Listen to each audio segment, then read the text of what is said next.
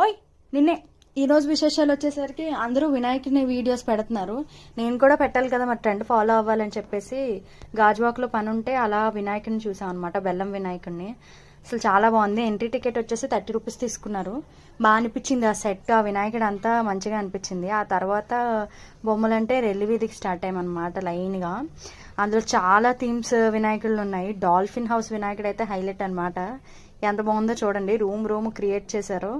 And next చాలా famous అయిన పుష్పరాజ్ వినాయకుడు కూడా ఇక్కడ ఉన్నారు. అండ్ ప్లస్ పవన్ కళ్యాణ్ గారి థీమ్తో కూడా వినాయకుడు ఉన్నాడు. అండ్ చాలా థీమ్స్ ఆఫ్ వినాయకులు ఉన్నారు.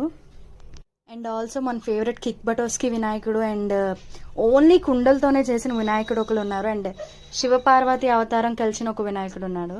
చాలా బాగా అనిపించాయి. అసలు అవి చూస్తే ఎంత బాగుందో అనిపించింది. అండ్ ఇలాంటి విశేషాల కోసం ఏం చేయాలో మీకు తెలుసు, చేసేయండి. అండ్ డూ ఫాలో ఎంసీఏ విశేష.